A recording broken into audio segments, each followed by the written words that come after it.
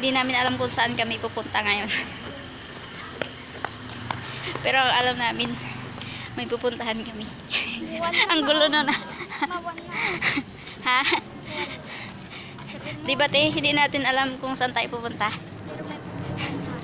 Pero may pupuntahan daw kami. Oh, ganun yun.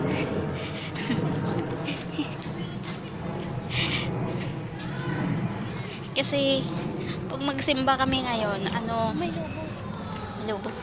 Magsimba kami ngayon. Anong oras pa lang, te? Anong oras pa lang? 1:01. Oh, alaw na pasado pa lang. 1:01 pa lang. Pero ang misa talaga is 4. So madalas 3:45 aalis kami ng bahay. Pero dahil ayaw namin doon sa bahay dahil wait, tinatakasan kami na madaldal. Jan Excel! Isa! Nakarami ka na. Andun na siya, oh, ang layo niya na. Takbo siya ng takbo. Alam niya kung saan. Maghintay ka riyan. Kaya umalis kami ng maaga. Napaaga yung alis namin sa bahay. Sarado muna pansamantala yung aming munting tindahan. Ayan, nahabol siya ni ate niya.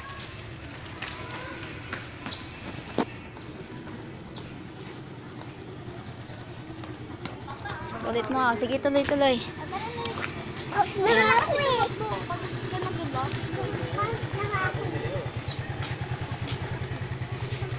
Ang gagawin namin ngayon, maglaro na lang kayo, tino. Maglaro na lang muna sila.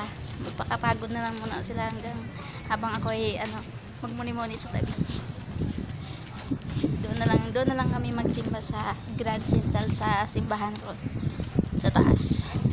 Pagkatapos nilang maglaro. So, ang haba ng oras na hihintayin namin para kami ay makapasok sa simbahan. Pwede naman pumasok rin sa simbahan habang wala pang bisa. Open naman yun. Gusto lang talaga namin na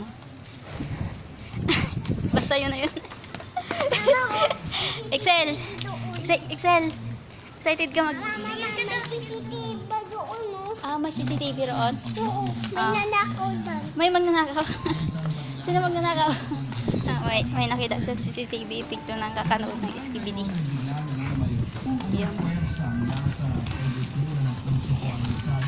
So, dahil kami ay magsimba na rin kayo.